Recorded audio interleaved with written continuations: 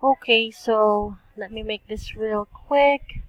So first of all, itong spot na to, again, if we can full justify it, katulad dito, kasi siya, na-justify mo siya dito eh. So, I'm feeling na pwede mo rin siyang i-justify doon.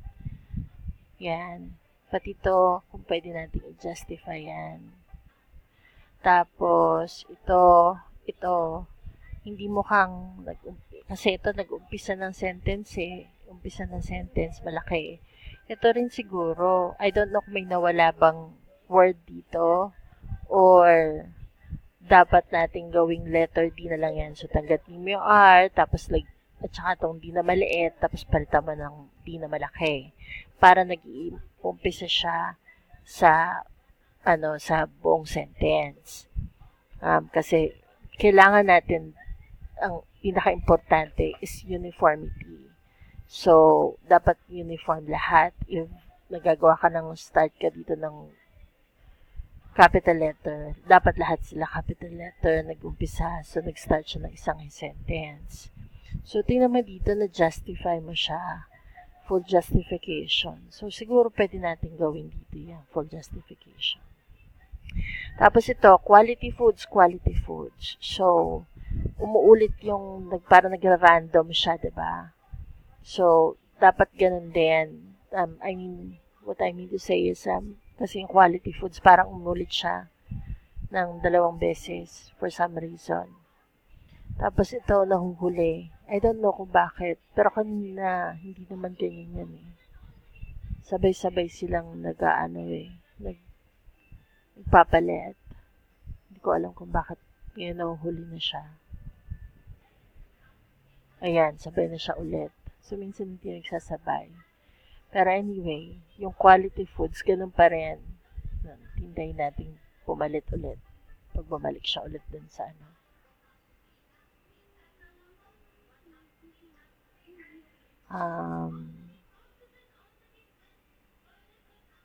Okay, so hindi pa siya pumapalit. Pero mamaya, magana na yan. Ayan. Quality foods, quality foods. So parang dapat palitan yung isa ng isa. Para hindi sila magkatabing pareho. Ito, okay na to sa akin. Ito, i-justify din natin. For justification, kung pwede. Tapos yung sinabi ko kanina, kung pwedeng naiiba yung kulay pag nag-scroll sa kanya. Katulad dito sa taas. Pag nag-i-scroll, naiiba yung kulay. Siguro kung pwede rin natin gawin yun dito. Yan. Tapos, ito, sabi nga again, kailangan may uniformity. So, kung papansinin mo, pag nag-scroll down ako, nawawala yung thermo freeze. Pero sa lahat ng ibang pages, pag nag-scroll down ako, naiiwan yon doon. Pag nag-scroll ako dito, naiiwan siya. Contact us, naiiwan siya. Pero, dito sa About Us, naiiwan siya, pero lumiliit. Tapos, naiiwan yung phone yung icon ng telephone doon at saka About Us. So, dapat siguro ayusin natin yan. So, kung ito ang gusto mong mangyari, dapat lahat sila ganon. Para may uniformity. So, dito sa thermo freeze, siguro, I don't know, ask ko rin sa inyo kung dapat bang i-maintain to na ganito o dapat pare-pareho silang ganito. Pero definitely itong sa About Us dapat palitan mo kasi hindi siya pareho dun sa iba. Tapos diba yung mga picture yun, ganito, nagagawa mo siyang ganyan, buhay. So, hindi ko alam kung kaya mong gawin din yun dito sa gallery. Para medyo mabuhay din sila. Para cute tingnan. Anyway, so yun yung point ko doon. Tapos, close natin yan. Ito, Siguro dahil tinanggal na natin yung borders dun sa about sa gallery, dito rin tanggalin na natin. Ito, dito lang. Lahat ng may background na ganito, ng road, tanggalin mo na yung mga borders para uniform silang lahat. Kung ano yung nangyari sa gallery, lahat sila may ganun din. So, feeling ko dapat yun tsaka kung pwede mong gawing animated ng konti. Katulad sa About Us, yung picture. Ganyan. Siguro mas maganda yun. Tapos, okay. Ito. So, full name. Pag kinlik mo, makikita mo may ganito. Lumalabas yung Mo Sayed eh. Hindi ko alam kung bakit dapat pa talaga si Mo na nandyan. Kasi pag kinlik ko tong manage from, pwede add nyo. Tapos maglalagay ako. Lalabas ba yung pangalan ko? Lalagay ako Ana Garcia EO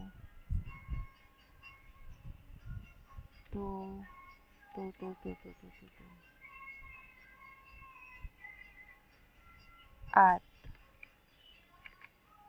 YN. Save ko.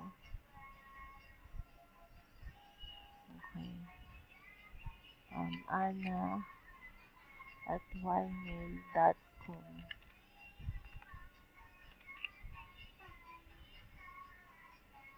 Na mo, nag-save siya dito and everybody can see it. Kasi ako, hindi naman ako nakalagin as admin. So, lahat na magpapasok ng entry nila, nakikita nila to. Walang magbibigay. Walang magsasubmit. Kasi nakikita. Diba? So, parang hindi ata yung dapat. I don't know kung makikita mo to. Anyway. So, yun lang ang thoughts ko. Tapos ito, hindi ko naiintindihan kung bakit meron siya ganyan. Tapos hindi pa siya nakapantay. Kung kailangan siyang nandyan kasi talaga, I don't know, first time ko ata nakakita ng ganyan, merong ganito. So, hindi pa siya nakapantay. Nakababa to, nakataas to. So, wala na naman tayong uniformity. Anyway, tapos ito, yung name nga, clear form. Yung name nga, phone number, siguro pa, dapat pantay na lang siya, parang ganito. So, nakalagay name, phone number, email, tapos yung message, diba? Para isang ganun siya, isang diretso. Same with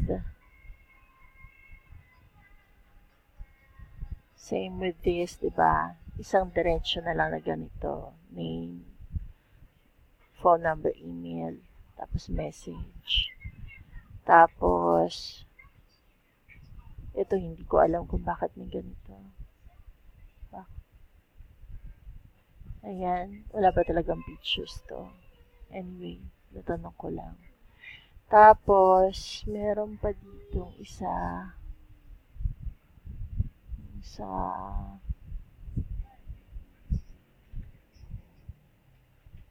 ito.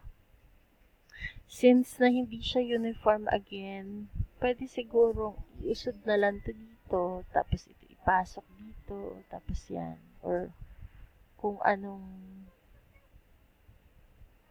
dapat siguro ganon. Tapos igitna na lang ng konti para medyo nakapantay siya. So, parang yung pagkakaayos nung so, parang tatlong magkakahilera. Alam mo yan? So, parang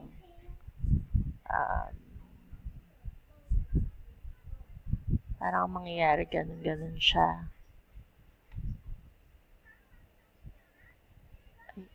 Oo, parang ganyan. Ganun na magiging itsura niya ito.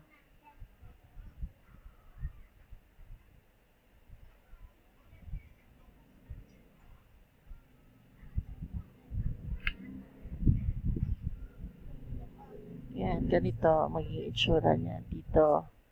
Para uniform siya. Pantay-pantay na lang. Tapos, ito, okay lang yan. Yan, tignan mo, pantay-pantay siya kahit walang picture. Ito, ito, pantay-pantay. Diba? Meron pang isa dito eh. Ito ba yan? Ito, tama. So, ito, pantay sila, pero pagdating dito, lumiit tong isa.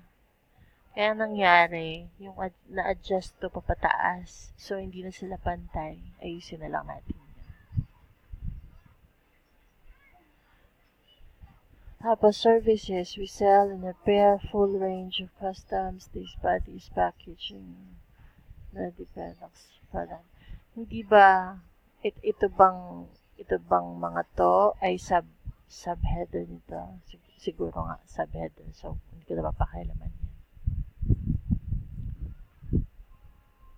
So, yun lang. Sana maayos kagad kasi iniintay ni Adrian dahil i-review pa yan mamayang gabi tapos magkakaroon pa ng ibang changes yan kung meron. Aayusin mo pa yan by morning tomorrow yung mga changes niya. So, ayusin na lang natin. Sana maayos na. Malapit naman siguro matapos na kasi isa-submit na to bukas ni Matt sa kliyente. Okay, thank you. Bye-bye.